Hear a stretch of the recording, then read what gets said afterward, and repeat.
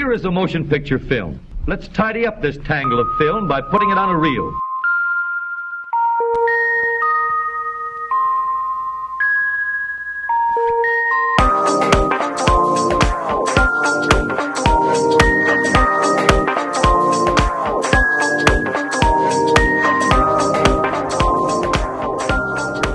Hello, listeners, and welcome to Film Swap. My name is David Seeley, and today I'm on top of the world, Ma, because I've got a really good show here for you today. I'd like you to introduce you to a couple of my little friends, and they will be my esteemed co-host, the ecstatic gaucho himself, Mr. Jonathan Pritchard Barrett, and today we also have as a very, very special guest, the godfather of film podcasting, a veteran of film podcasting, the host of what I think is one of the best, if not the best, film podcasts that is out there. And it's called Criterion Reflections. And so please welcome everyone, Mr. David Blakeslee. Well, David, how are you? I'm doing very good. You may kiss the ring. Well, thank you for that very kind introduction. I feel like, I'm not just number 3. I'm moving up the ranks to number 1 there. So I'm very happy to be joining you guys. I've enjoyed listening to the Film Swap podcast. I heard you and talking with my friend Richard Doyle. Just listened to that one last night as you're talking about grindhouse cinema, and very happy to take my turn talking movies with you guys. Oh, brilliant. Well, it's great to have you. You've been kind of number 1 on my hit list of potential guests to get on the show.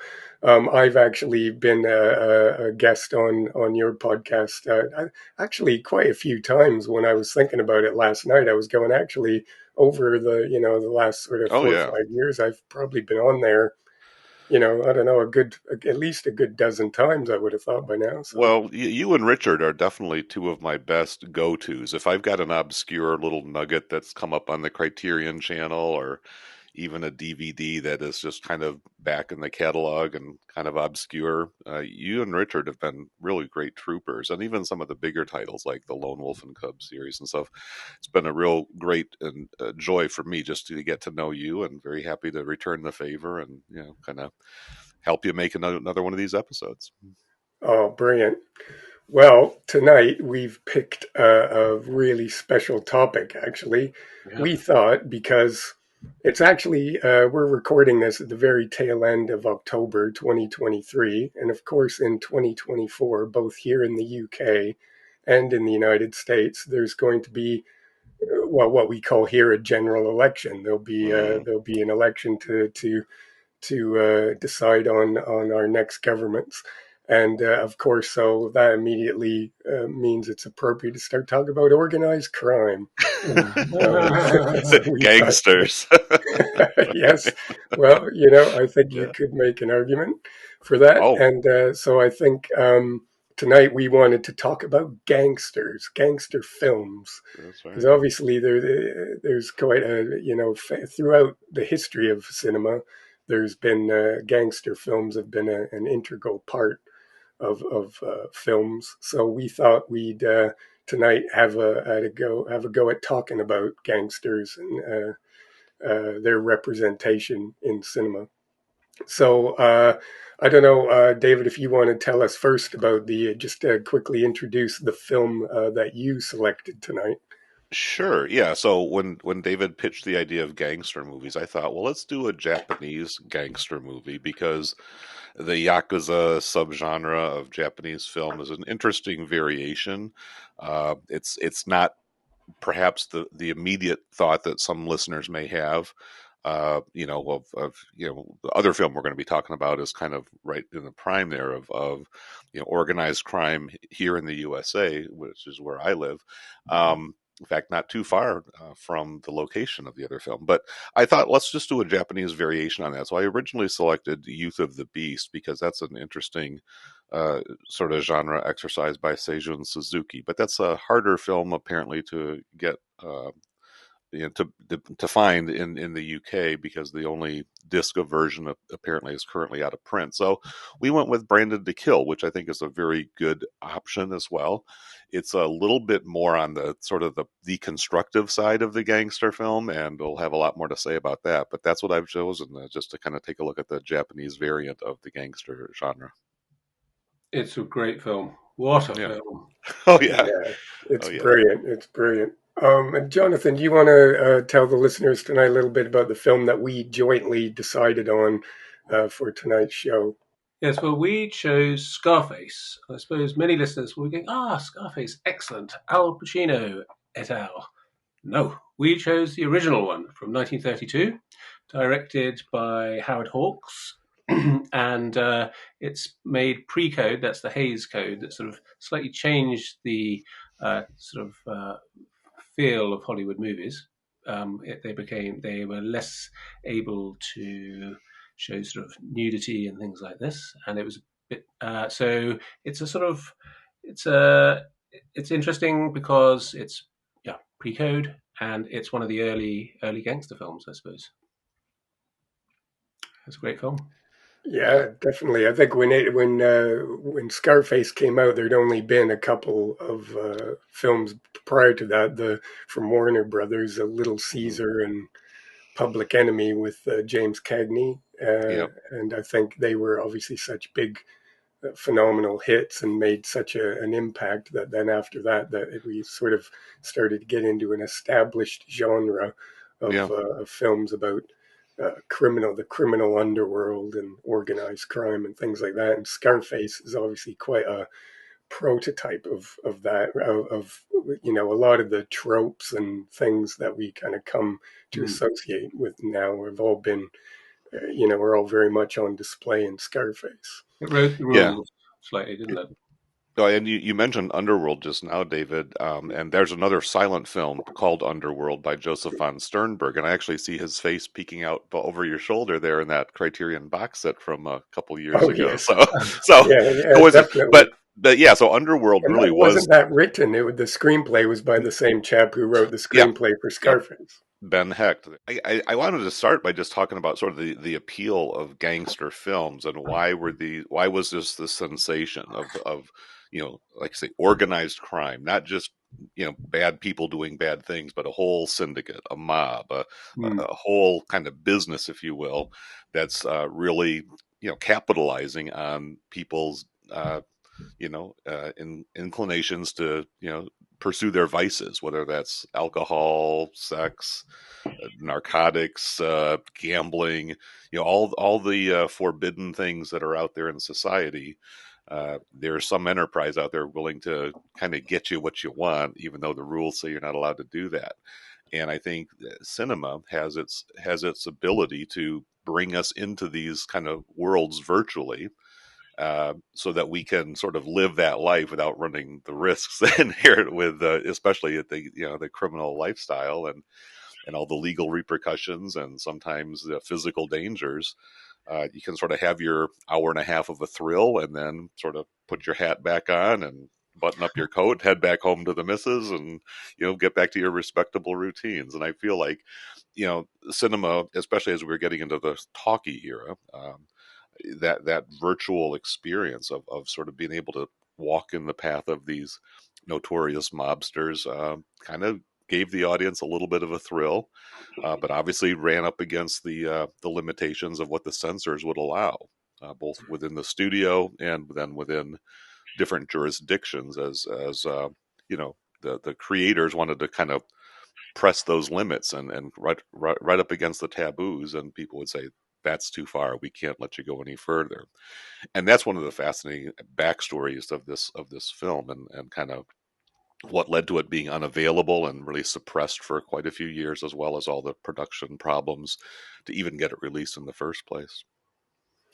It's quite a time too when this film just came out just after the years of prohibition as well, where there was, which was quite controversial sort of policy at the time to ban alcohol, and so this huge sort of subculture of criminal sort of distribution of alcohol sort of was quite prominent at the time. And I guess too in this stage we're talking about the time of just after the big crash of '29, and we're into the Depression era. So we have these people who are in the underworld trying to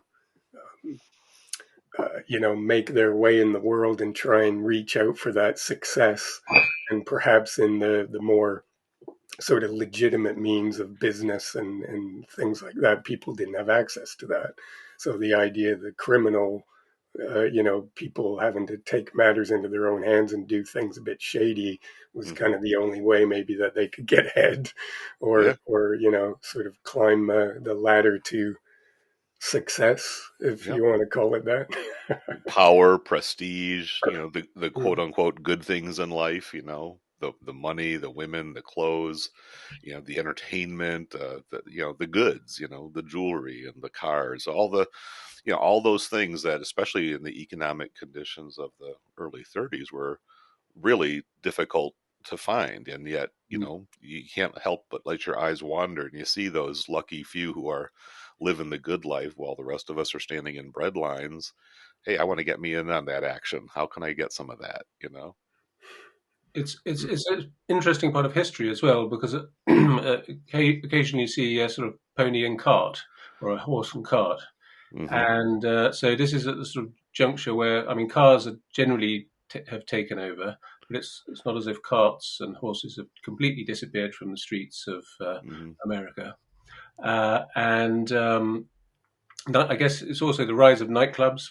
Were nightclubs really a sort of thing before the sort of the 20s or 30s? Barely.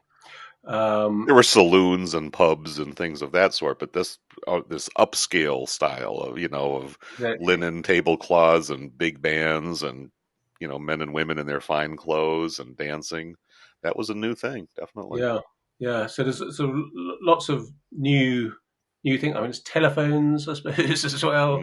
Some of them are candlestick ones, but then you've got others more modern, I guess, which is to pull the handle, like what you would recognise as a telephone.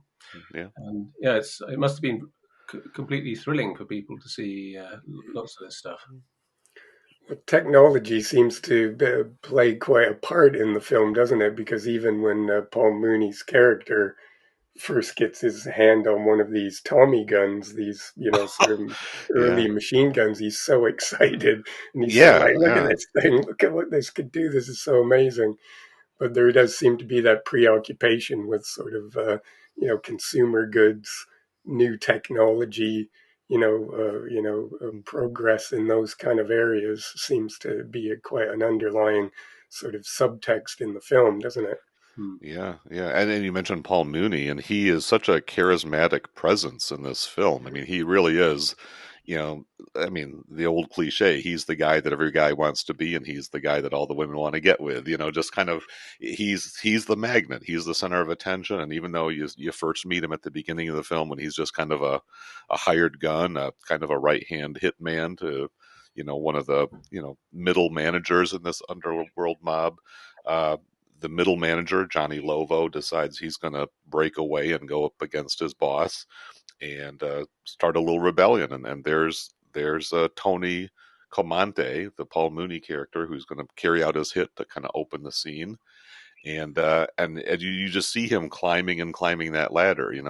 His suits go from just ordinary black gangster suits to some fancier fabric and pinky rings, and his hat's got a little jaunty angle to it. So he's just aspiring, and to a guy who's sitting out there down on his luck and kind of wondering if he's ever going to find that big break to separate him from the masses. Paul Mooney's a pretty charismatic guy. He's been through some rough stuff. I mean, the Scarface, the big X on his cheek, shows that Yes. he's climbed a treacherous road, but he's survived up to this point. But only to a certain point, I guess. Not to jump ahead too far, but there's always got to be the moral to the story. One of the, but he is extremely charismatic. But he does come up against not just sort of enemies within his mob, but the other mob is headed by basically Boris Karloff, or a character He's called Tom Gaffney. Right. And I mean, Boris Karloff, I suppose, is better known for his horror films. But here, Well, he But was billed as Boris Frankenstein Karloff. So this is after his kind of star-making role there. But yeah, this was he just gets sort of the film he did immediately after Frankenstein, which also, had right. sort of made him a star, Hmm. so it would have been, this was his next big sort of high profile gig, wasn't it? Yeah, right, without the makeup, right? Yeah. he's also terrific Oh character, yeah, absolutely, yeah. and he's got an extraordinary face, so sort of bony. Hmm. Yeah. Oh yeah. Yeah. Yeah, and I guess there's kind of an ethnic thing going on here too, because the South Side mobs are Italian and the North Side is Irish, Yeah. Mm. and yeah, so Gaffney being an Irish name, and so there's clearly a line drawn, and you have your turf, we have ours, and don't cross that line, and yet Tony's ambitions are so great that it's like there's a lot of Jack out there. Let's go ahead and expand our territory and again push those limits and go up against the boundaries and just try to cross them because his appetite, his lust for life knows no bounds. He just wants it all. Hmm. And Well, there's that ruthlessness about it as well. Yeah. Like Oh yeah. is quick. I mean, they never really they only sort of allude to it, but they don't really definitively explain why he has the big scar on his No. face. At one point, he says, "Oh, I got this in the war," and then another time, he kind of implies something different, but you don't really know. But you can see this is someone who's not fazed by violence at all. Right. He's completely ruthless and has no compunction about killing people, and you know, Yeah. much like politicians that we have today. Oh yeah, yeah. The scar There's is a warning, like I've been through it. If you think you got something, I can take it. If you want to dish it out, that scar is my survivor signal. Show me what you got.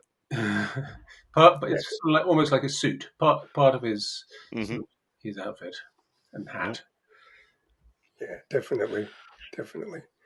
So you talked a bit, David, about the Hmm. fact that that Tony is of Italian descent, and Yep. that his mob they're Italian, much like the later remake that Brian De Palma made, where he transposed that to the Cuban Hmm. community and these Hmm. people who came over from Cuba. There was a lot of controversy, wasn't there, from the Italian community with this film? They protested and had some, they took umbrage to the fact that it was implying that Italian Americans were, criminals and part of these gangs and Well, things like that. yeah, it definitely played into some of those negative stereotypes, and I think it's important to understand, especially maybe for younger listeners, that Italians or people from the southern Mediterranean were definitely very much looked down upon in sort of what you might consider more traditional or quote unquote mainstream American society. By that, the white Protestant side of the American Hmm. demographic, and so Italians were seen as those kind of shady, untrustworthy foreigners, and bringing all of their corruption into our family values and blah blah blah.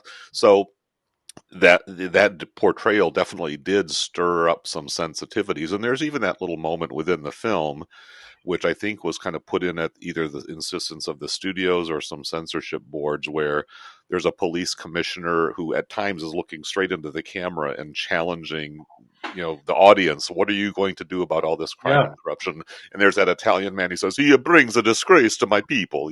So it's kind of like, that's sort of the counterbalance. Like, we're not trying to make this about all Italians or that Italians are inherently criminal, even though they are in some ways playing to some of those cultural assumptions and stereotypes. So they're kind of having it both ways, you could say.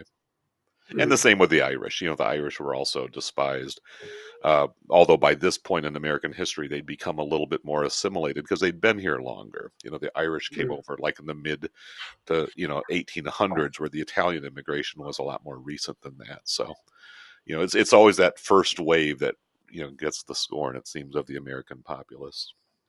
And another film that does this is The Gangs of New York, Hmm. where there's Yep. the sort of the old New Yorkers, as it were, and then all the Irish sort of that's a sort of, and I suppose sort of ethnic conflict, as it were, is a theme in many gangster films. Well, it's all staking out turf, which side of the street do you control? Which blocks are yours and which blocks are theirs? And do you respect those lines, or is there a dispute between who should get, ownership, if you will, not of the property, but of the criminal activity that goes on there?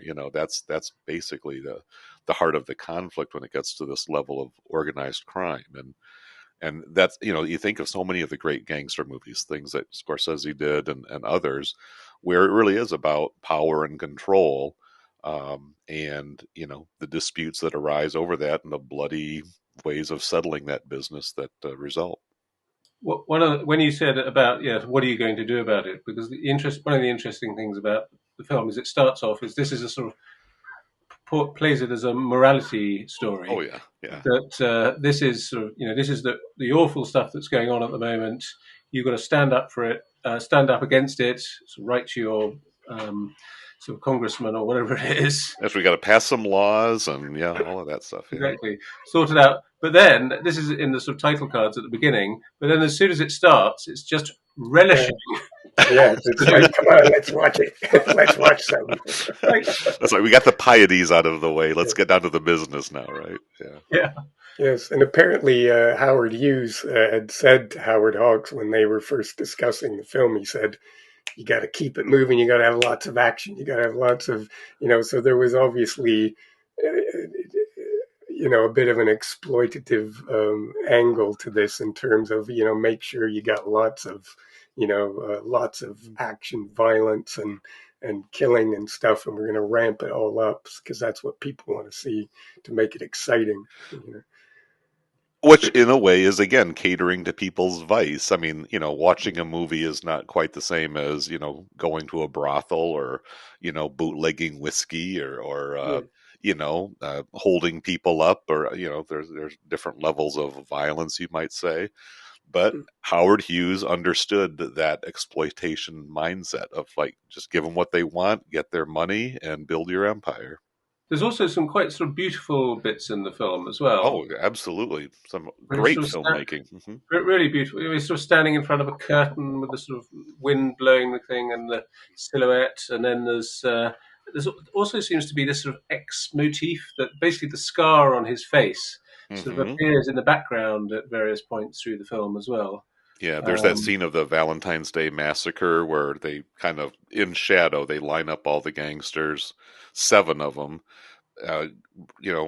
raise up your hands, they gun them down. This was, again, kind of a recreation of an infamous incident that took place early in the career of Al Capone and kind of made him sort of a national level celebrity criminal, if you will. And then just as those guys are gunned down, the camera pans up and you see all those X's that are kind of part of the rafters of the building. But you could also say each X represents one more criminal, leader, boss guy who just got snuffed out. So yeah, fascinating visual motifs there. Yeah. Well, I was going to mention about this because when I was doing a little bit of research for the film, it says here that the tune Tony whistles in the film is the sextet from Donizetti's opera Lucia de Lammermoor. And it says this tune in the opera is accompanied by the words that translate to "What restrains me in such a moment." And I thought that was really interesting because in various bits in the film where Tony's about to commit some sort of a heinous act, he whistles that. What restrains me in this moment? And I thought that was really interesting. It reminded me of Peter Lorre whistling in the Hall of the Mountain King and Fritz Lang's M. Just those little sinister musical themes that kind of pop up when something terrible is about to happen. Yeah, that's brilliant. It's brilliant stuff. Could we talk a little bit while because Jonathan, you mentioned about the Hays Code, and that this film was released just just prior. I think when did the Hays Code come in about 1934? I think. 34 is when it really kind of clamped down and everybody had Yeah. to sort of sign on. Before that, there had sort of been a voluntary, we'll respect these rules, because there were certainly concerns even back to the silent era about just where films were going, and there were different ways of trying to regulate it within the industry, but they just did not want to have federal legislation coming down because that would have just really made things difficult. So, yeah, but 34 was kind of the turning point. Yeah, so this film really was quite sort of quite scandalous and was very much sort of protested by by censors and things. And Howard Hughes, who was the producer, had to spend a lot of time and energy trying to work around that.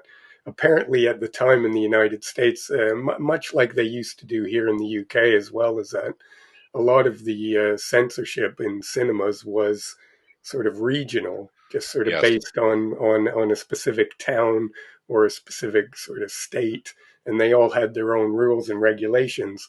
So literally, you could show film in one state, and then you might see it somewhere else, and they would have different bits cut out Mm-hmm. because each area would take their own decisions about what was appropriate and what wasn't. And so Howard Hughes had to spend a lot of time. He basically released the film in areas where they didn't censor the film, and so that he could kind of build up enough of word of mouth and enough sort of getting people excited about it, so that then he could use that as leverage to sort of get the film put out in other areas as well. Yeah, yeah. If So you cut the film too much, then you're not going to make the money because the people won't get what they're coming for. So there really is this kind of power struggle going on about how much will you let us get away with, to bring this film to your area, because people want to see it. This is a film that definitely stirred up controversy, and anytime that happens, the public becomes curious. They just got to see it to see what all the fuss is about. One of the interesting things from a sort of modern viewer's point of view is you sort of sometimes wonder, well, what were the controversial bits, because now there's so much of this sort of stuff is Oh just yeah, fairly commonplace. yeah. So it's I mean, it could be little bits, like when they're introducing the character of Poppy, the glamorous blonde woman. oh yeah, There's a scene where she's kind of at her makeup table, then she stands up and turns around and kind of puts her rear end to the camera, and the shot sort of lingers there, and then you see Tony just staring. I mean, the editing is great because you can see exactly where his sight line is going as he's kind of admiring the view. Well, in some sensibilities, that was over the top, my goodness, and there was even yeah, implications that the relationship between Tony and his younger sister may have some incestuous qualities to it. It's not really played out blatantly, but his yeah, possessiveness and his incredibly strict control over anything she did indicates more than just a big brother's concern for his little sister.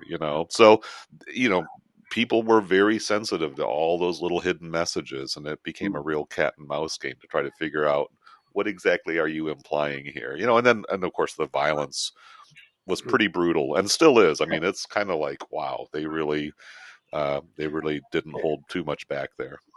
that's what struck me about watching it this morning, actually, is because even though you don't get obviously the splattering blood and the exit wounds and things that you Right. might get in films nowadays, the violence is quite brutal and quite effective in terms of its shocking quality and the ruthlessness of it.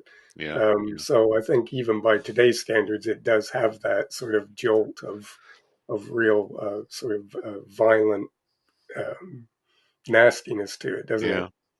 Even the implication that these speakeasies, these illegal bars where there's not supposed to be alcohol served anywhere, and yet they're packed. This yeah, isn't just a few shady characters on the fringes of society. This is, Main Street USA coming down for a little covert, liquor or show or whatever. And so again, that implication that this is kind of a widespread thing, especially if you think about this film being shown in maybe more rural areas or more yeah. small towns. They're depicting a way of life that is seen as wicked and depraved, and we just don't want that big city stuff coming into our community. And so, we don't maybe have that same sensitivity that existed back then, where people were, or at least certain authorities were, much more protective of their populace, whereas the other side was saying, hey, these are what your people want to see, don't fool yourself, they're not as innocent as you might be assume or think they are. Yeah. Yeah, it's a bit like seeing, I'm sure lots of people, sort of small cinemas out in the country, there would have been like one car in the town, two Mm-hmm. cars, Mm-hmm. and going there and seeing hundreds of cars driving around would have been extremely exciting as well. Yeah, and just the excitement, just the action, the glamour, all the trappings of the good life, the material goods at least. Again, compared to ho hum, podunk, small town, out in the country there, where there's just not a whole lot going on. This creates an intrigue or a fascination to want to see what the big city action is really all about. So, yeah, just a very interesting sort of cultural skirmishes going on that are in sort of the penumbra around a film like this. And the fact that it kind of went into the vault for a number of years because Howard Hughes just got sick of battling the censors, you know, uh, again, sort of just enhanced the legend. And fortunately, I think for us, this is one of those films that lives up to the hype. I mean, I had not seen it before I agreed to be on this podcast, but I really was pretty impressed overall with just the effectiveness of the filmmaking. And like, as you said, John, some of the really beautiful kind of early film noir type of scenes, some of those, like when I think when Tony has kind of set his sidekick Little Boy, played by George Raft, who also went on to become a pretty prominent gangster movie star himself. Um, he sicks Little Boy on Lovo, Johnny Lovo, his former boss, and now Tony is kind of moving in and taking over the territory and putting the old guy behind him. He goes back to the apartment and meets with Poppy, and there's all of this stuff that's implied but never spoken. Poppy's, "Where's Johnny?" He says, "Where do you think? Pack up your stuff." And it's a really grim film noir type of scene with really deep blacks and shadows and all of those things that you think of, like post-war 1940s Humphrey Bogart trench coats, all of that. Well, this is before all of that, but really set the template that I think would become sort of even more fully refined and like what we think of as the classic film noir period from like 45 up until the late 50s. So this is a very exceptional work of Howard Hawks, who's one of those great, I can do it all type of directors. And yeah, he really did set the template very effectively here. Yeah. Well, actually, that's a good lead in, David, because I thought it'd be worth sort of just talking a little bit briefly about Howard Hawks, because obviously he wasn't a prolific filmmaker, but he was obviously quite a seminal one. He's made loads and loads of really classic Mm-hmm. films. His Girl Friday, Bringing Up Baby, Only Angels Have Wings, The Big Sleep, Red River, Rio Yeah. Bravo. Mm-hmm. I mean, this is a man who was you know, made a lot of really, really great films. And like you say, they're always quite. He was a bit of an iconoclast, wasn't he? Mm-hmm. Apparently he was known for not really getting on with studio execs, and he was always sort of running afoul of his bosses and sort of saying, no, we're going to do it my way, kind of thing. And so as a result, he didn't really like sort of John Ford and people like that, who tended to work for specific studios for long stretches of time and be under contract. He tended to just make one or two films and then move on to somewhere else and do something else. Mm-hmm. Yeah, So and across all different types of genres too. I mean, he had his certain themes. His films were typically about the world of men, with women playing particular roles within all of that. Some typically just to sort of complicate things. But it really was quite brilliant. I think, I don't know if this was like one of his earliest films or just the one that really put him on the map. But I pretty think cool. he goes right back to the silent era, Yeah, yeah. wasn't he? He sort of worked for Fox, I think, Hmm. for years, making just sort of, standard sort of genre picks, which is something that we could tie in a bit with Seijun Suzuki when we talk about him in Oh a yeah, bit, because for sure. they kind of have quite a similar background in that they worked for a specific studio, Hmm. just churning out kind of, standard kind of B picture sort of genre pictures. And then at a certain point, he was got an opportunity to make sort of more bigger productions. And I Hmm. think this is one of the ones that you're quite right that sort of broke him, because he sort of befriended, I'm not quite sure what the circumstances were, but he befriended Howard Hughes, Yeah, who's obviously a very interesting historical figure in and of himself. He's quite famous as in his later life he became a recluse and sort of hid away in his hotel room and let his fingernails grow allegedly and all these oh things. yeah, yeah, But he was like a very innovative, wealthy industrialist who was very much, on the cutting edge of sort of aviation and things like that. And he sort of developed his fortune, but he also had an interest in films. And he yeah. produced, I think he directed a couple films himself or produced Hmm. them. And then he befriended Howard Hawks and asked him and said, "Would you come and do this thing for me? Why don't you come and make this film? We're doing a film about Al Capone, but we're not going to call it Al Capone. We're going to call it something else." And he kind of coaxed him and convinced him to come and work on this thing for him. So, Yeah. Yeah, I mean, again, both of those personalities. I mean, I remember as a child hearing about Howard Hughes. This is like there was that kind of fake biography or autobiography by Clifford Irving, who was a pretty mm, successful writer who apparently was brazen enough to concoct an entire book that were supposedly the memoirs of Howard Hughes that Irving had gotten in personal interviews with the man himself, who at that point was already this kind of notorious like hermit, this eccentric billionaire who it's just one of those ideas that gets into the imagination, at least a young boy like myself, of like, wow, you got all the money in the world and you could do anything, but you're this kind of creeped out, isolated hermit, who doesn't want to go out and be in the general public. Like just how weird that is, But that's what I remember hearing about Howard Hughes. But you find out what a fascinating life he was. He really was kind of this, I don't know, maybe it's a negative association at this point, but like an Elon Musk type of character who is kind of very wealthy, dabbles in a lot of different types of industries, and kind of moves and shakes things for better or for worse. Here, I feel like, yeah, Hughes was a very important character in the development of cinema, and also in sort of setting those boundaries of where cinema could or couldn't go. He was definitely interested in exploring and expanding the range of stories that could be told. Maybe it was for reasons of kind of, just ginning up the audiences, but also you could sort of put a better twist on it. He just wanted to foster creative expression without having to be too preoccupied with staying within the limits. If it's happening out there, if you want to tell the story and it's all of its gory, glorious detail, let's go for it. Let's just put it up there and respect the audience to be able to figure it out and how they're going to respond to whatever that message may be.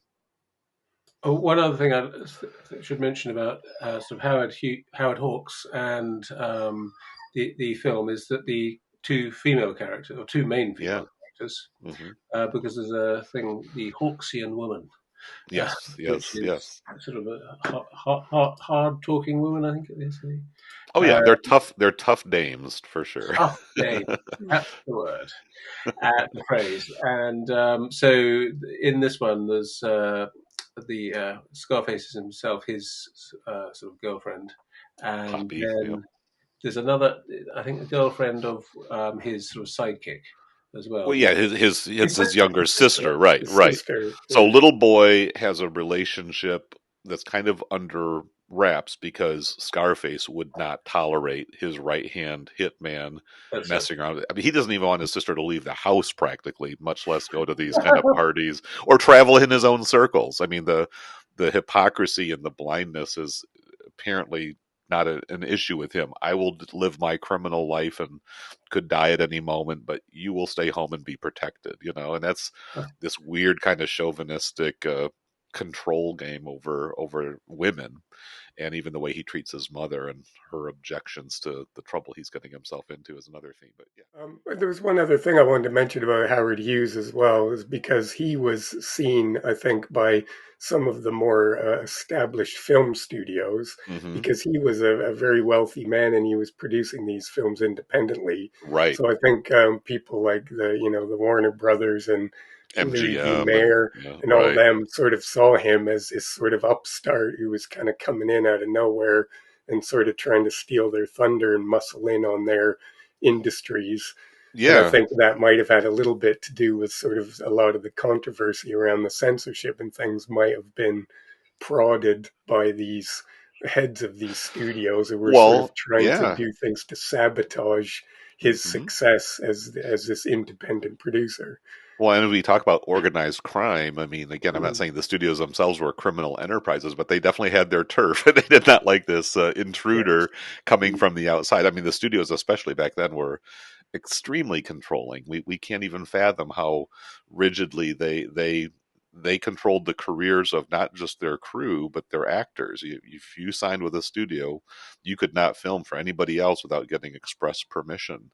And if you asked for it, even you might find yourself out of a contract. They were that rigid and that tight and that intense about calling all the shots. And so here comes Howard Hughes with all that independent freewheeling money, and that just upsets the whole scheme, doesn't it? Hmm. mm. Like a one-man studio, Yeah. sort of. Yeah, he was indeed, and he had the resources to be able to Hmm. do it, whereas a lot Hmm. of independent producers wouldn't have the luxury of expensive sets and going out on locations and spending months on protracted productions and Yeah. hiring really good, performers and technicians and things. But Right. I Howard mean, Hughes had those mhm. resources, and he could basically do whatever he wanted and really throw everything into making sure that the films came out exactly how he wanted. And you So I see think they pretty, yeah. probably saw that as more threatening than they would otherwise, than the sort of Skid Row producers and things like that. Right. And the production values here are really strong. I mean, when they're shooting up those bars and saloons, when they're putting a nightclub scene together, it's not just 4 or 5 people it's a whole room full of extras, and they're all dressed nice, and you got the band going there. The apartment with the steel shutters on the windows and all the cars and all the bullets flying. It's like, yeah, there was some resources sunk into making this all very vivid, and that's the thing. This is not a cheap knockoff production. This felt like a pretty lavish studio set and budget and all of that. Mm, definitely. A little bit like the Great White Set in Top Hat. That sort of thing. Yes. We Yeah, talked yeah, about that a few yeah. episodes Oh, ago sure. about, Yeah, those were phenomenal yeah, productions back then. Yep. incredible lavish sort of sets and the designs and everything. Just in the interest of time, we might Yeah. have to kind of think about moving on, but No, that's I just fine. wanted to give you guys the opportunity to just do any, if you had any comments about the remake, because obviously 30 years later, Brian De Palma made 50, not 30, Yep. 50 years later, Brian De Palma remade Scarface. And that film is quite sort of famous in its own right, and is kind of, I guess, a classic of a sorts in its own right. And I just Yeah. wanted to know if you guys had any sort of comparisons or any comments that you wanted to make in relation to seeing the original uh, and talking about the later remake. Well, I guess I'll say it's one of those movies where I feel like the director does a great job of playing it both ways, kind of like what Scorsese does in The Wolf of Wall Street. You can put this character out there who is either loathsome and detestable and outrageously, cruel and exploitive and wasteful, or you could say this dude is the baddest ass, awesome, prototype role model. He's living the life that I could only dream about, and there's audiences that kind of fall into one of those two camps and can appreciate the movie for what it is. And so whether you're going to have your Scarface posters on the wall or a Scarface mirror print, for your, lines of cocaine or whatever, or if you're going to say, this is a pretty gripping look at just how ruthless the criminal world can be, and It's just kind of a telling it like it is. I think the movie sort of plays to both of those. It has appeal to both of those viewpoints, and De Palma is a masterful filmmaker. I've certainly been reappraising. I didn't have as great of an opinion, but I saw Sisters did a podcast about it a couple months ago, and I've been kind of taking in some of his other stuff and kind of reassessing my own response to his films. But I'm feeling like it's not my favorite De Palma film. It's not one I'm going to be going out and get the collector set with the shot glasses and all the paraphernalia, or get the Scarface tattoo, or anything like that. But I understand that there's fans out there along that line, and it's a unique piece of work, and I think a very worthy remake to this one for its time. Yeah, I funnily enough hadn't seen it for some reason, but I started watching it. Only got halfway through it, but I'm going to finish it off. But really, really enjoyed it. I think it's definitely as you say, a worthy successor. And I love the sort of just the sheer stylishness of it. Oh yeah, absolutely. And also, one of the interesting things that struck me was it's the weird sort of late 70s, early 80s style, which a bit like Long Good Friday. So you're not sure if it's 70s fashion or 80s fashion. It's sort of this weird limbo part in between. Yeah. There's a little aside, but really, really enjoyed it too. Well, what struck me about watching the 1932 Scarface this morning is that the story, the remake, De Palma's remake, very much follows the story. The basic plot is identical. Yeah. I mean, obviously in the 1980s, that film ramps up all the violence and the sex and the relationship, the sort of incestuous interest that he has in his sister is everything's ramped up a notch because we obviously are in more permissive times. But I think even when that film came out, it was a bit controversial and had to have some bits cut out of it and things like that. So it quite ran parallel to the original in that sense as well. It just sort of ramped everything up to the point where even it was controversial in 1980. What was it? 1983, 1983, right?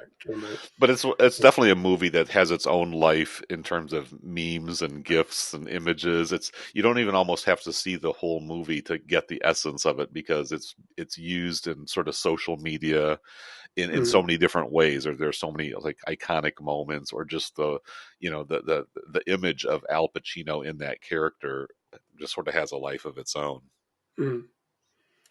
Well, I can quite openly state that in the Gumph and everything for this episode, when it goes out, when it gets published out online, I'm not going to go out of my way to specify that we're talking about the 1932 version of Scarface. So I'm just going to leave that open so that hopefully, people may find us. But if people are disappointed that we're not talking about the Al Pacino, Brian De Palma Scarface, apologies for that. But we did give a little bit of time, a little bit of space. And it definitely is a good movie. It's a film that I enjoy, made quite an impression on me in my sort of teenage years when it first came out. And I'm definitely a fan of it. I quite like it. I rewatched it quite recently when the new 4K sort of Blu-ray came out because I didn't have a copy in my collection. So I thought, I'll pick that up. And actually, I really enjoyed watching it again and revisiting it after so many years. And I think it's worthwhile to check that out as well. So definitely good companion piece. A good companion piece.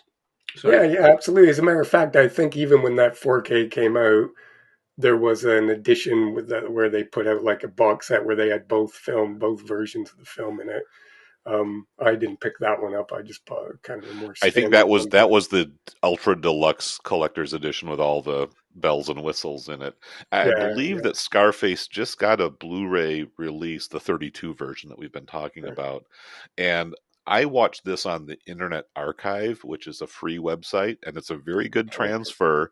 But I think that they're I don't know. I should have checked the 4K or the Blu-ray disc out to see if there's alternate scenes or endings, because I think this is a film that did go through some overt censorship, and pieces were missing or replaced. That whole kind of written intro was kind of forcibly tacked on to the beginning. Yeah. And not only to say, you know, we are concerned about the crime wave, but also putting the burden on the viewer. What are you going to do about it? Which I know Yes. we've already mentioned. It's like, hey, you're making this my problem now, or what? But it is kind of an interesting sort of moralistic twist that they sort of were compelled to tack onto the presentation of the film itself. Yeah. Well, I watched it on this. I actually, this is Okay, actually yeah. from Imprint in Yep. Australia, their Right. Blu-ray edition, but I'm pretty sure there is a Blu-ray edition in the Yeah. United States and I in the think UK now, but I think this was the first sort of high definition commercial release that there was. So yeah. I picked this up a while back, and it does actually have two versions of the film. It has a what they call the original theatrical version of the film, Hmm. although I don't think, from what I've been reading, I don't think that's 100% accurate. I think it's more of a hybrid, that it has the original ending and mostly it is the way that it was originally intended. But there are, like you mentioned, some of these things that they've put on at the beginning and some other minor alterations that they made. Right. So Right. I'm not sure how faithful it is to the actual original theatrical version. But then there's also an alternate censored version of the Mm. film, is what it Okay. says. So presumably that would have been that subsequent when Howard Hughes had to make some adjustments to satisfy the censor boards Hmm. and things. So presumably that's what that is. But obviously I chose to watch just the original theatrical version because that Sure. would be the most faithful to the original. You know, I don't know, Jonathan. How did you see it? I watched it because we have an old DVD at home which Autumn bought ages ago, Oh, brilliant. probably about 15 years old, and yeah, it was fine. Okay. And so, David, you said that you watch it on the Internet Archive, and I don't know. Yeah. So I It's don't know it's if any of it, us it's know about its availability on sort of well, streaming I platforms. found it by going to, Google search and just doing Scarface 1932.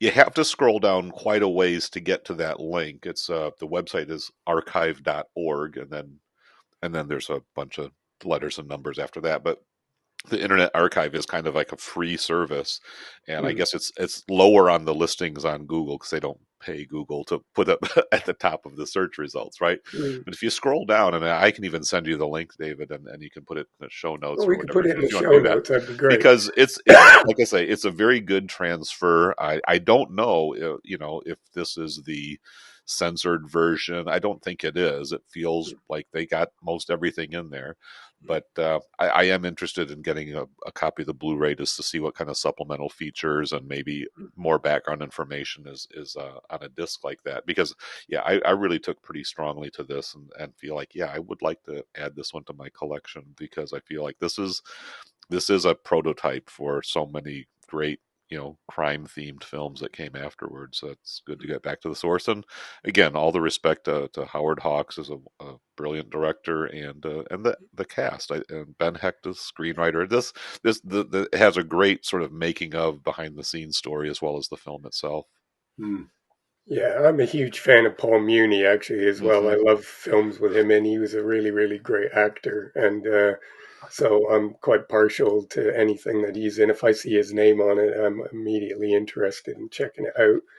Um, and this is the kind of film that you can go and revisit every couple of years, and Right. enjoy it. Like I was totally engaged with it. It was really entertaining and exciting, and it's not very long either, is it? It's only No. like an hour and a half, and it just zips along. Yep. Yep. And it's the kind of film you can go back to, so it's definitely worth having in your collection and sort of being able to go back and revisit it every once in a while. So, folks, go and get your copy now. Absolutely. So on that note, gentlemen, I think unless there's anything else you wanted specifically to talk about Scarface, I think we might just take a very, very brief break so that we can plug our social media stuff and all that, and then we're going to come back and talk about a really brilliant Japanese gangster film called Branded to Kill.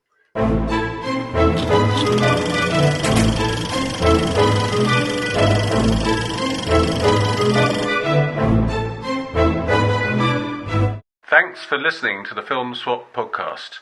If you like this podcast, please consider giving the show a rating or leaving a review.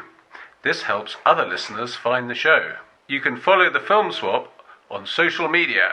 We're on Twitter and TikTok at Film Swap UK, on Instagram at Film Swap Media, and on YouTube at Film Swap_podcast, and at Facebook at Film Swap the Podcast. And we're back. Welcome back, listeners, and welcome back, David Blakeslee, our guest, and obviously my esteemed co-host, Mr. Jonathan Pritchard Barrett.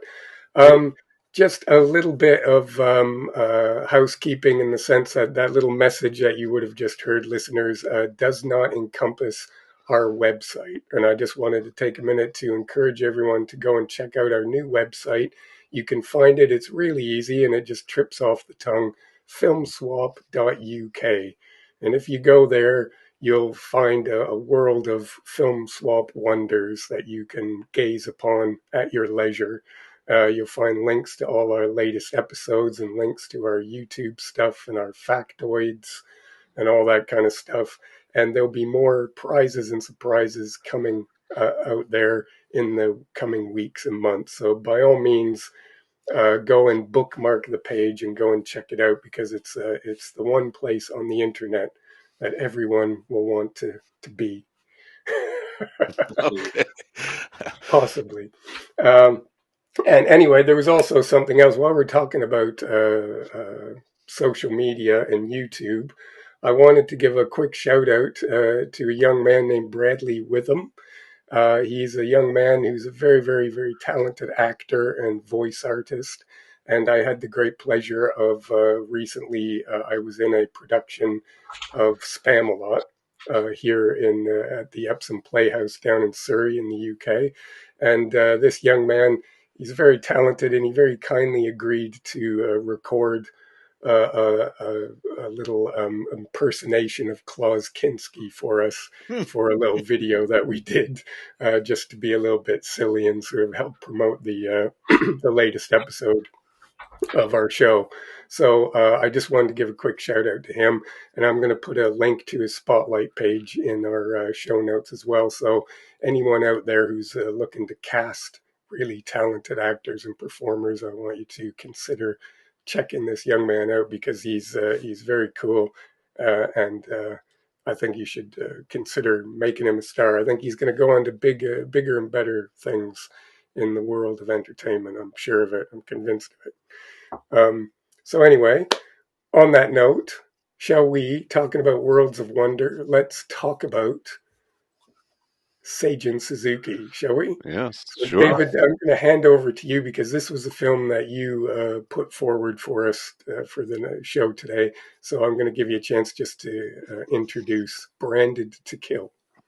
Sure. Well, Branded to Kill is a pretty interesting kind of entry into the oeuvre of Seijun Suzuki. It's Criterion Spine number 38, one of the earlier DVDs that they released back in I think it was the late 90s, actually, when they kind of switched over from the Laserdisc format. And it's probably best known as the film that wrecked Suzuki's career. For at least around 10 years after this movie was made, it put him on kind of a blacklist with his studio. He was just a kind of persona non grata, because he was just one of those directors who marched to his own beat. He was very prolific. He would do sometimes 3 or even 4 movies a year, kind of in the early stages of his career. Had slowed it down to a mere 1 or 2, well, 2 or 3, I think, was typically what he was putting out by the mid to late 60s. And this is a 1967 film that stars Joe Shishido, pretty well-known and in many ways beloved kind of tough guy of Japanese action films of that era. And it's a black and white film. You know, he had worked in color, and this was a film that he didn't necessarily set out to make himself a martyr, but he had been having some friction with the studios, because he would take this kind of boilerplate product that he was being asked to produce. This was in a time when the Japanese cinema was, or the studio was Shochiku was putting out you know, 2 movies a week. They would basically release them as double features. And so that's 108 films per year that they're just pumping into theaters because that was kind of the go-to entertainment for a pretty big chunk of the Japanese audiences. And so that means you've got to produce fast and on time. And of course, there's a whole bunch of other guys who are out there cranking them out right alongside you. They give you the script. Here's your actors. Here's your 2 or 3 weeks or whatever it takes to get this film done. And boom, away you go. And he would do that. But in the process, he would kind of put his own little personal idiosyncratic touches on it and maybe cut away scenes that he didn't think were interesting or fun or important. And in this film in particular, he does this kind of sort of deconstruction type of thing where he's basically whittling away some of the more conventional plot points and just putting all the cool sequences together. Some review I read said this is like a 90-minute trailer of just highlights of action bits, you know? And there's truth to that. If this is a movie that the first time you watch it, maybe even second or third time, you're kind of, what's going on here? You know, who are these people and why are they shooting at each other? Right? The dialogue does contain the pieces that you need to put a coherent story together, but it requires a bit of work. And I know, David, you and I talked about the Lone Wolf and Cub series and Zatoichi films, where oftentimes the Japanese, you know, the appeal of these films is just how complicated and multi-layered you can make these plots and all the characters and all the crossing over and twists and turns.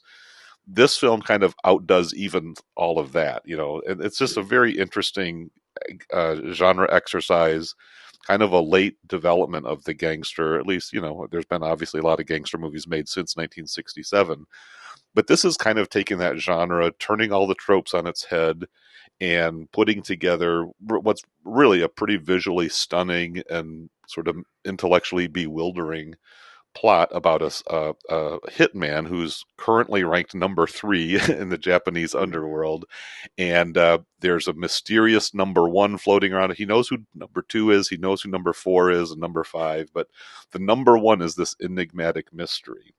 Meanwhile, he's also going through some marriage problems. He's got this other woman that's kind of suddenly come into his life, who's kind of been a little bit of a preoccupation or obsession of his. And so he's got his own sort of personal issues working out here, as well as this, you know, suddenly very serious, high stakes showdown between him and the number 1 who eventually does surface. And of course, once those elements are introduced at the early stages of the film, you know that at some point he's going to have the big showdown with number 1. And so, yeah, it's playful, sometimes cartoonish, sometimes outrageous, sometimes almost incomprehensible. But I'm very curious to hear what you guys thought about this film. I've got a lot more to say about it, but I'll just kind of use that as my intro. Yeah. Jono, do you wanna go next? Well, this film is terrific. I really enjoyed it. Yeah. And I came across it because I used to run a little sort of film blog about sort of 10 years ago. Okay. And I was on Arrow. Arrow Films used to send me sort of screeners. And so came in a sort of transparent box, and it just said "Branded to Kill" on it. It didn't have any information whatsoever. I put it in the DVD player, and I basically didn't make any sense, but absolutely brilliant. And then I watched it again, you know, this week to sort of remind myself about it, and it was just as good, if not better. And it's bewildering, as you say. There isn't basically one of the thoughts that sort of stuck with me afterwards. There isn't a single boring moment or boring frame in it. Right. There is literally everything has something strange or interesting or offbeat about it, and it's just so charming and strange, and just a sort of. I know I haven't seen any of his other films, so it just seems a real one-off, but I guess it's not. Oh, okay, yeah. Seijun Suzuki but anyway, it seems very, very distinctive. I just think it's brilliant. Everybody should watch it. And the sad thing is, it's very difficult to get hold of in the UK. Oh, okay. I think Yeah. this is a real shame. More and more people should watch it. So that's my I thoughts. have to correct a very big error. I think I said that this is from Shochiku Studios. It's actually Nikatsu, which is a big Yeah. difference. I don't know if you were going to pounce on that, David, but I wanted to correct Well, myself before I didn't want all to the interrupt fan you, mail but comes in, right? he used to work for Shoshiku before he moved to Yeah, Nikatsu. yeah. Sorry. So yeah, so you were kind of on the right track there in the sense that he did Yeah. work for them at one point. But not Um, these films. These noir films, these gangster films were definitely Nikatsu's product. Not Shochiku was like the highly respectable, sort of stately studio of the Japanese system. yeah, Yeah. yeah. Okay. And yeah, I'm a huge Suzuki fan. I love his films a lot. He was at Nakatsu. He made like we talked about with Howard Hawks when he worked at Fox. He was just very much just a contract director on the payroll who would just get handed these assignments. And it's amazing that these films were turned out. They literally had 3 days pre-production. This was standard what they all got for the B films. They had A films, and then Hmm. they had a B film that would be the second feature that would be shown in the cinemas, and that's when these companies owned the cinema chains as well. So that he would basically just be handed a script. He'd get 3 days of pre-production, and then they would have 25 days to shoot, and then about a week for post-production. And Right. so it's absolutely extraordinary when you think that these films, which are made to quite a high technical standard and are very, very well made and well produced, but they just absolutely churned these things out in an incredibly short space of time. And the thing with Suzuki is he obviously got handed these very standard, by the numbers, formulaic sort of scripts. And he literally was just someone who would take the thing and just say, well, how can I make this interesting? Exactly. What can I do with this to Yeah. make Yeah. this so it isn't just another of the same old sort of stuff? So what you have in these films are these incredibly inventive camera work and amazing editing and very stylish set designs and all these things that he would just throw in there to just make it as visually interesting as possible. Hmm. And there's an incredible sense of humor that he has. There's a huge stream of satire that runs through all his films that he just has. You could just tell he's just having fun, being creative, and just trying to find ways to make these really otherwise very mediocre stories and things somehow make them into an interesting film that would engage the audience. And he does such an amazing job. I mean, you talked, David, about originally you wanted to talk about Youth of the Beast, Hmm. but we decided we couldn't cover that one because there would just be no way for Jonathan to see it. So we basically decided to go with Branded to Kill instead. But any one of his films, he's got several films that are really great films, but this one in particular is just brilliant. It's shot in black and white. It's kind of a standard Hitman thing. What was interesting about watching it this week is that I was struck about how similar the plot line is to these recent Keanu Reeves films. You know, John Wick. Yeah. John John Wick. Wick series about this idea that there's this a secret society of hitmen and they just have these sort of random ranks. I don't know how you Hmm. would get to be number one or number three or whatever, but it's done with quite a lot of panache and a sense of humor about this idea is that you're number three, this guy's number two, Yeah, the here's whole number concept was one. just absurd, right? Yeah, yeah. There's a guy at the beginning. He picks him up. His friend picks him up at the airport, and he kind of says, "Oh, I'm number eight, but Yeah. I'm not doing it anymore, and I really want to get to be number four or whatever." And it's just this kind of I want to ludicrous. qualify for the playoffs, or at least, you know. Yeah, Yeah. it's just brilliant, brilliant stuff. And so the plot line, as it were, is just basically. Um, Joe Shishido's character gets assigned to kill some people, and it goes wrong. It goes a bit wrong.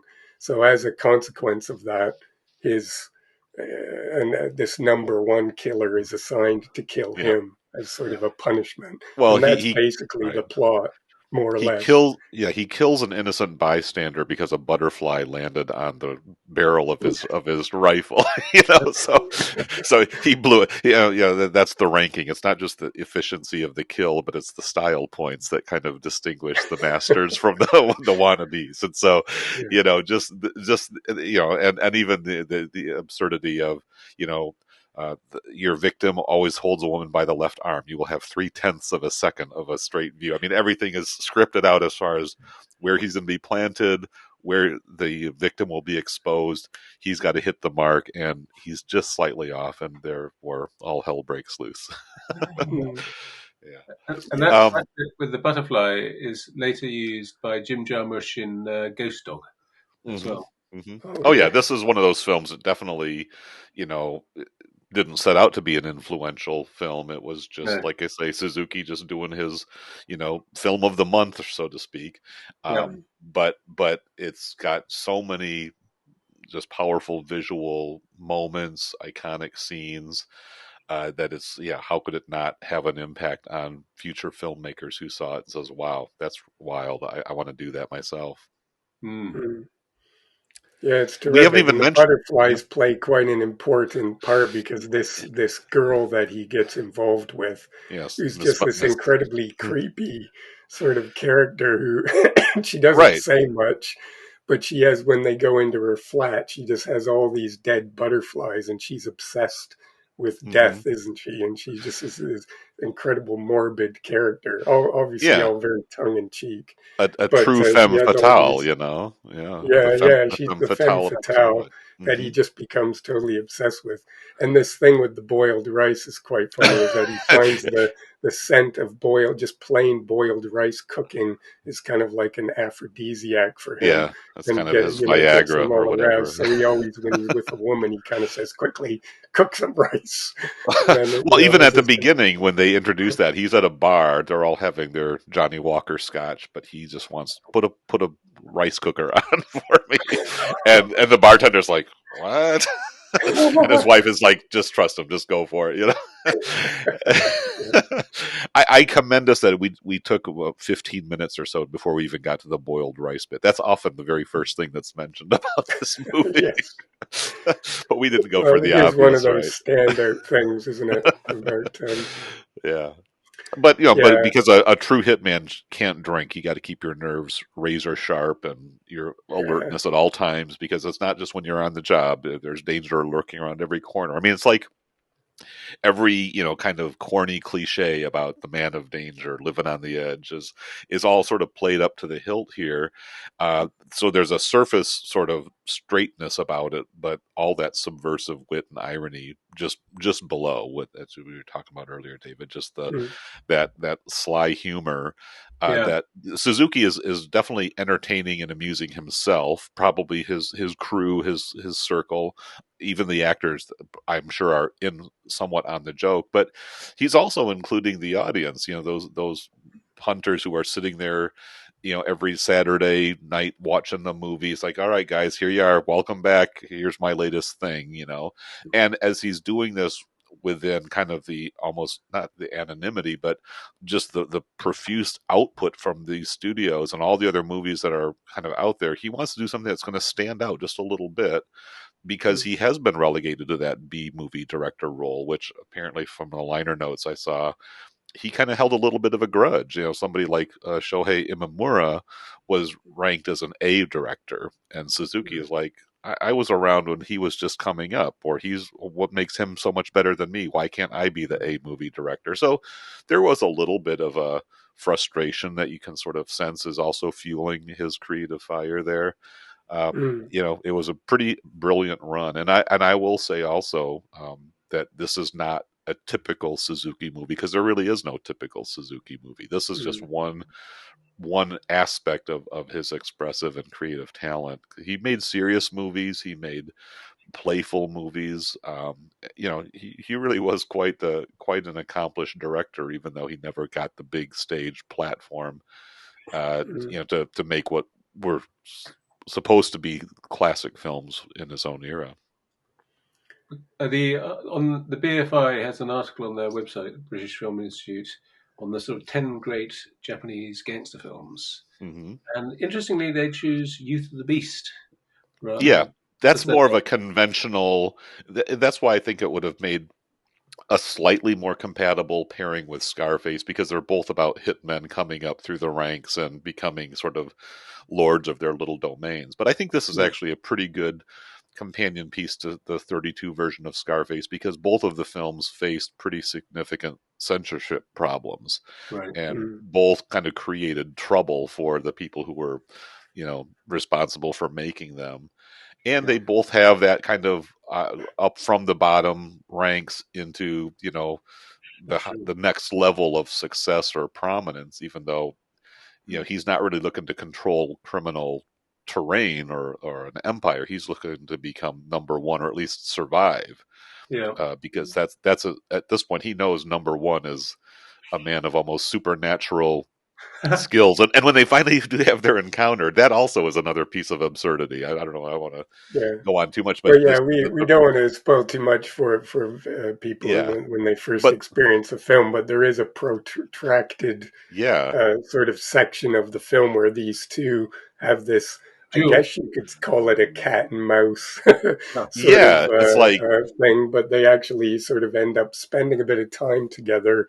And it's very funny and very absurd and surreal. This sort of interaction that these two have, whilst it builds up to the final sort of showdown between them. Yeah, they can't just take each other out. They can't just take each other out the first moment they have an open shot. There's got to be the right time and place. It's almost like this sort of Zen thing. Like, you will know when it's the time to fire the shot. We will get to that moment eventually, but until now, we're just going to stay in this tension. You have to do it stylishly, probably, as well. Oh, of course. Very stylish. That's one of the things about the film. As well as being sort of funny and weird, it's also incredibly cool. Oh, yeah. And Joe Shishido, the main actor, I mean, what a cool guy.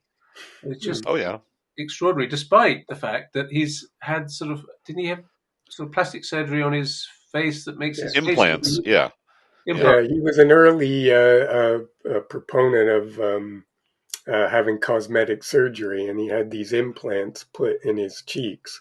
So he has a very, very distinctive look about him, doesn't he?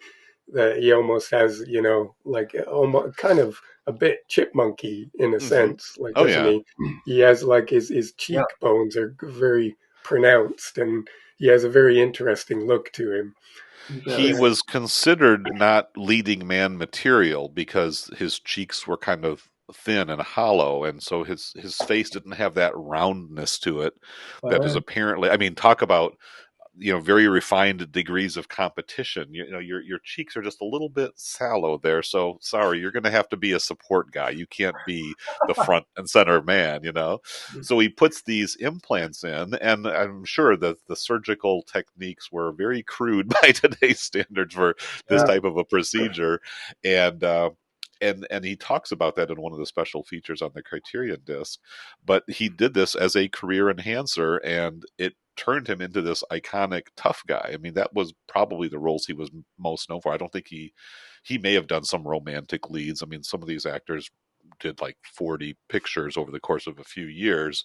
But he's known for his hitman and his gangster roles, and that's where he was at in the Youth of the Beast as well. So yeah, he's definitely playing off a certain image, and he epitomizes that kind of character. He's like, whatever his options are in life, he's going for broke.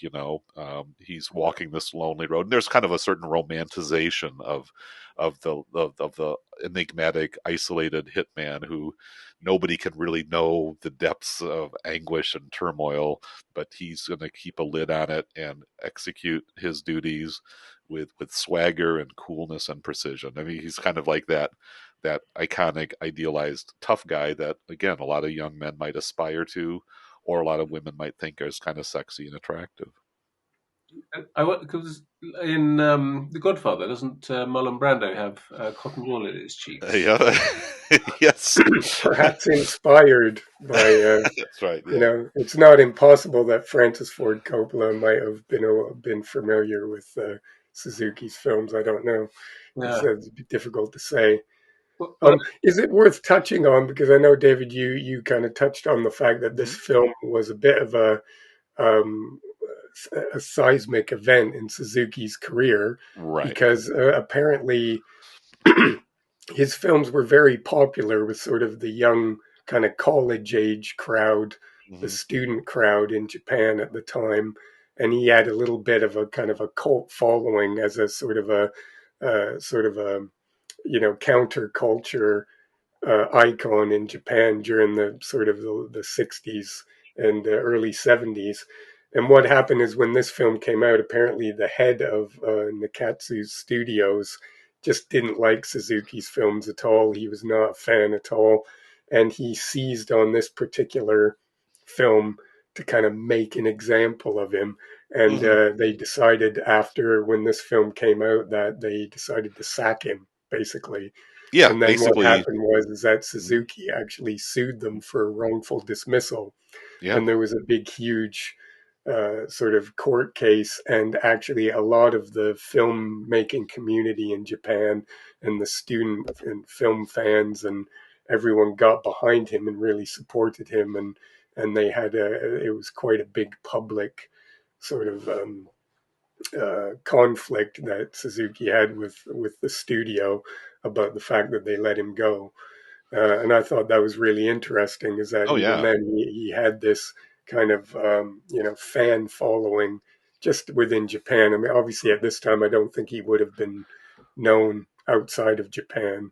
I No, in don't think. fact, yeah, these films were not really released in the States until I think maybe late 80s or even maybe early 90s when they became in wider circulation, or kind of like this offbeat discovery in Western countries. Suzuki was really just seen as kind of a factory guy. He just cranked them out, and people who had a unique fascination with genre Japanese films may have known about him, but they were very hard to find. You almost maybe had to live in Japan or have some kind of direct, and of course, home video and stuff was still kind of in its infancy. So these films really made their bigger impact, I think, probably in the 90s, after people like Tarantino and Jarmusch kind of discovered them and popularized them, and they were just seen as like, whoa, check this out. Here's something you've never seen before. But yeah, and I think Suzuki had been kind of pressing the limits a little bit within the studio system. And you're right, making an example. We can't have all these directors just going rogue or getting too cutesy with the script. And from a certain mainstream point of view, yeah, this film is kind of bewildering. I think I would even say, with all respect, John, I'm really glad that you liked it. I wouldn't necessarily recommend this as my first introduction to Suzuki. okay. Um, I actually think Tokyo Drifter, which was a film he made a couple before this one, from I think either 66 or 67, might be a better entry. It's in color. It's got a great pop fun sensibility. It's also about tough guys and hitmen, but the Right. set designs and the color is just eye popping, and there's kind of some cool music, and there's a great theme song intro to Brandon to Kill as well. But I think Tokyo Drifters maybe just a little bit more accessible and understandable. And then you can get back into some of his earlier stuff, which, like I say, things like Gate of Flesh or Story of a Prostitute are actually somewhat serious stories about life in Japan, either during Yeah. or after the war. They still have his offbeat humor and touches, but they're, the thematic matter is a lot more substantial. These are kind of fluffy in a sense of what they're actually about or the implications. It's so stylized and kind of hyped up that maybe there are hitmen in the audience watching and thinking about their lives, but really for most of this is kind of a voyeuristic spectacle of like, wow, how crazy is that? Yeah, Yeah. definitely. Well, I was talking to a friend in Japan actually about this, and she said apparently Joe Shishido is that after he sort of carried on working in film, then he made sort of television films, But she said that he was also in like sort of just ordinary TV programs on sort of quiz shows and things Yeah, like that. he So became he a personality. Yeah, became a person. So yeah, I mean, because he's such a sort of well, cool guy. It's yeah. just it seems incongruous to put him on a sort of daft, Mm. sort of Yeah, uh, TV quiz show. I But think he becomes a little bit more mainstream. He ages a little bit. He can't quite do the same rolling around and shooting stunts yeah, and things, and he becomes just kind of this beloved character. So, you sort of see the warmer human side of Joe Shishido rather than the cold as ice killing machine. right, yeah. Yeah. Great. Well, was there anything else that you guys wanted to mention? I mean,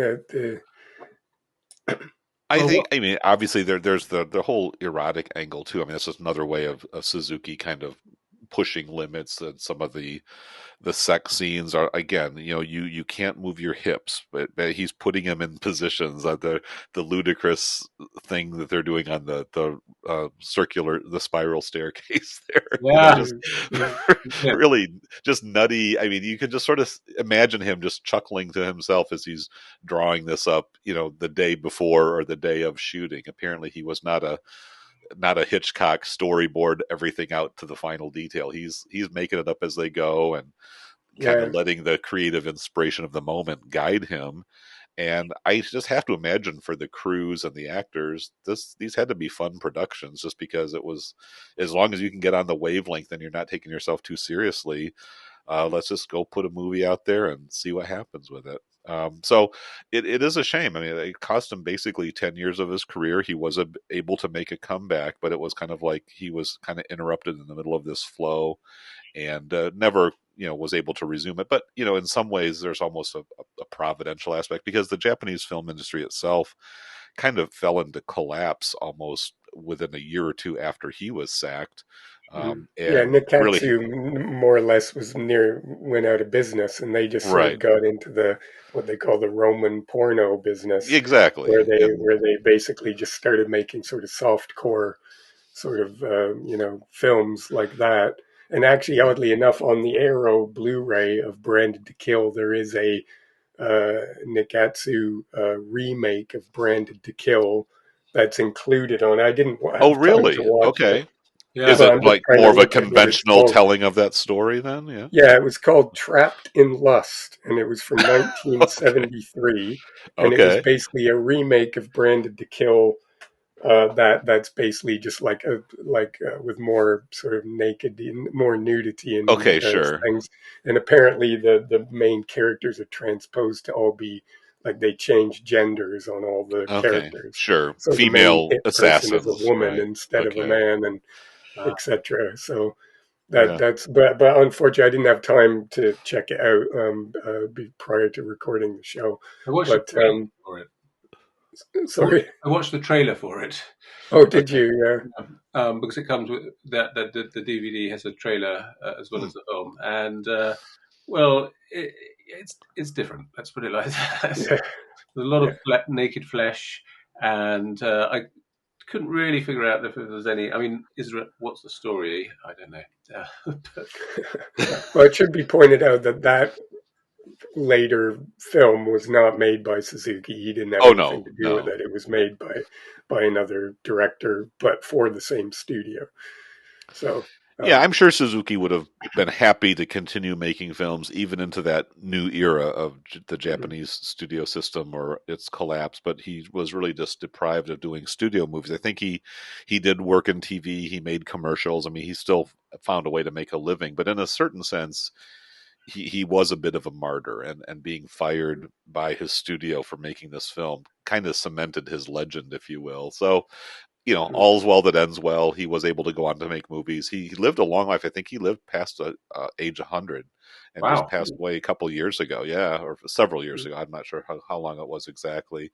But I've got it playing on my monitor. Another scene of kind of just some of the non-elliptical, or the ellipses of shortcuts. Like there's the one scene where he's going after some of his rivals, and he throws a gas can into the room of the looks Yeah. like this big bunker, shoots the gas Mm. can, and the next scene the entire building is It's swarming on and fire. flying. Yeah. It's like, how did that one gas can ignite everything? And then a guy comes running out, his entire body, his suit is on fire.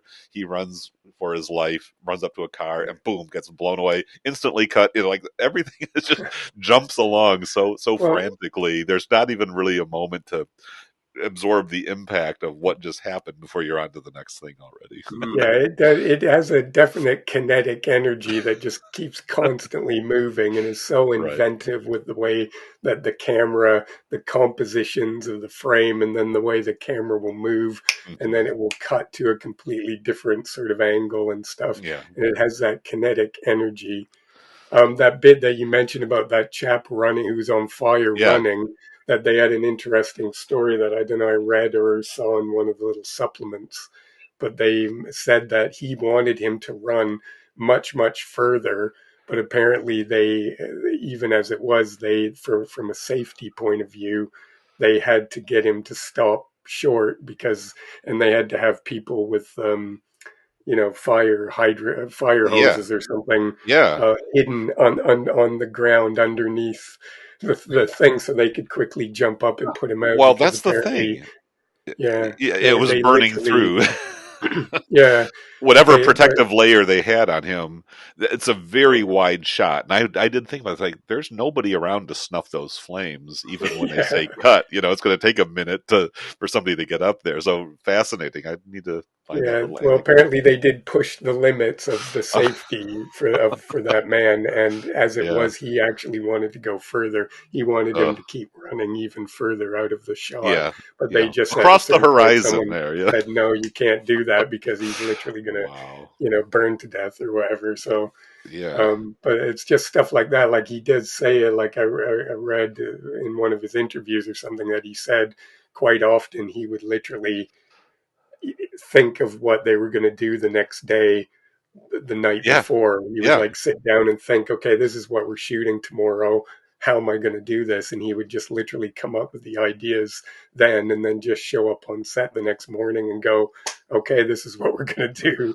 So it must have been quite an exhilarating way of making films because Yeah. you'd always be sort of on the, having to think on your feet and Yeah. stuff. So it's And quite Jean-Luc interesting. Godard was doing this type of stuff around the same Mm, time with like two or three things I know about Her and Made in USA and Weekend, mm, where he'd have a basic concept going in. I mean, and I think Suzuki and Godard actually can be kind of seen as peers, in mm, that how they played with genre, how they made films very short, very personal. I mean, Suzuki, I don't know that he went into the same sort of political or philosophical depths that Godard at least aspired to, mm, but they really did have that very personal approach, and really immerse themselves in the craft of filmmaking and mm. using all of that grammar to kind of make it a more personal project, even when they're dealing with potboiler material.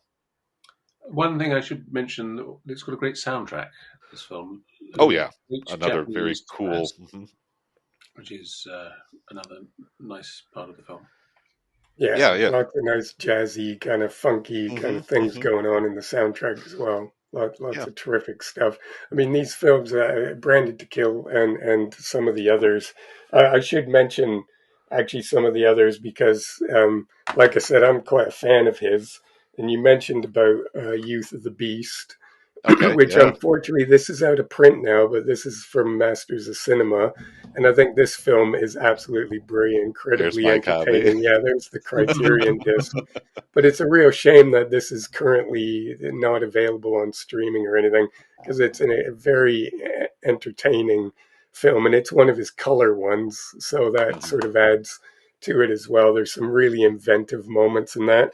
And another film that I think is absolutely brilliant, I'm pretty sure you can still get this, is Detective Bureau 23 Go to Hell Bastards, it's called. And The aside title from the itself fact, sells it. I know it's such a brilliant title, but this film as well is just absolutely brilliant, just so entertaining and Yeah. fun to watch, and just I can't recommend that highly enough. That's available from Arrow, and I'm pretty sure that's still in print. You could still get that. Mhm.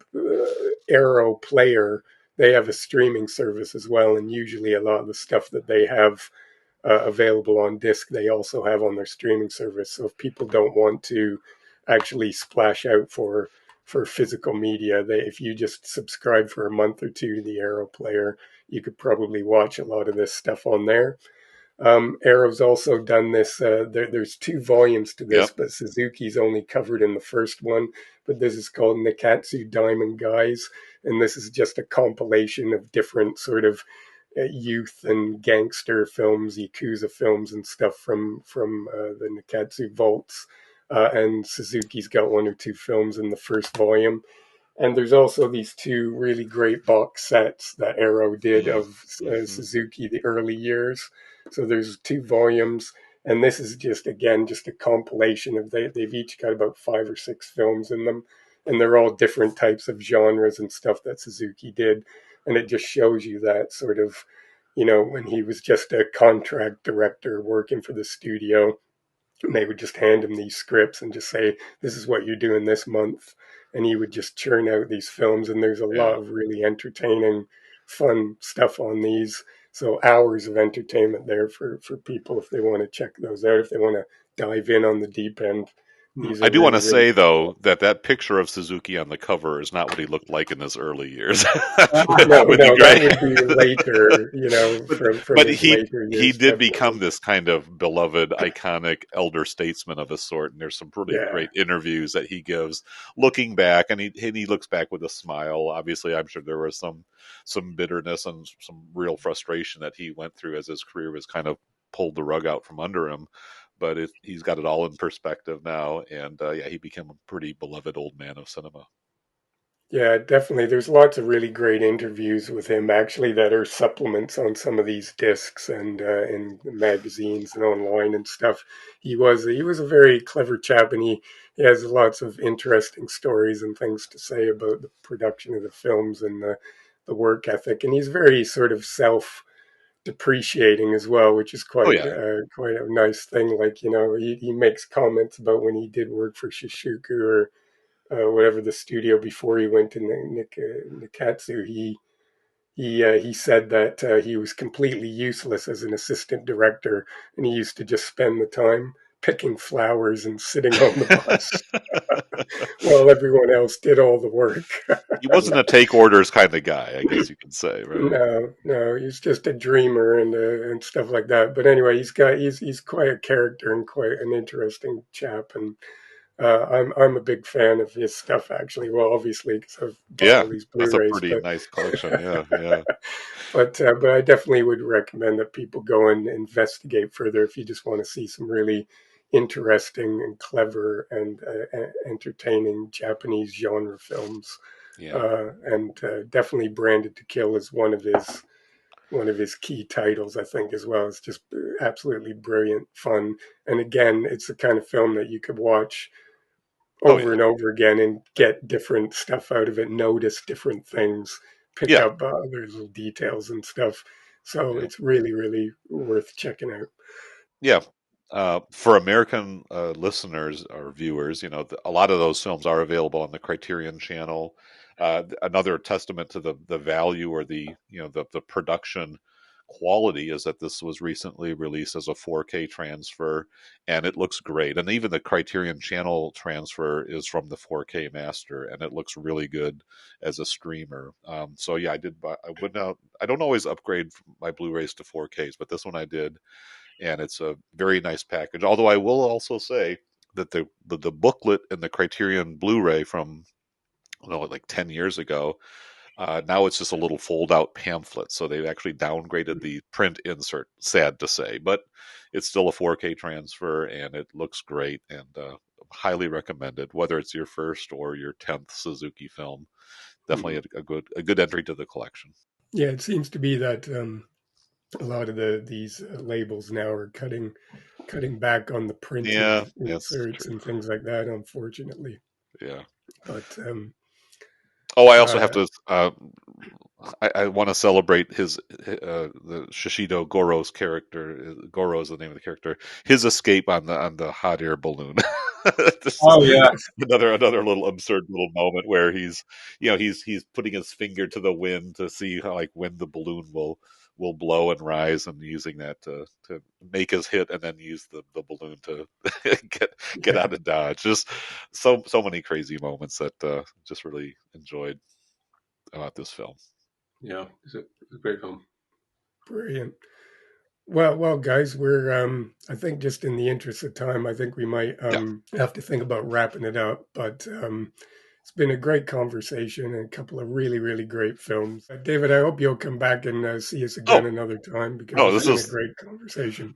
It's Really been a good. lot of fun, very good time, and it's always nice for me just to sort of be the guest and let somebody else do the driving. So thanks for having me on. I really appreciate it. Really good. No, it's been great. Thank you so much for coming and getting up so early, because I know for you it's quite early on a Saturday morning. So we do appreciate that. And folks, we'll be back in a couple of weeks. We got a couple other really interesting guests lined up for the next few episodes. And thanks for tuning in. And we will be back in just a couple of weeks for another episode. So hopefully we'll see you then. Yes. See you then. All right. Bye. Take care, everyone. Goodbye.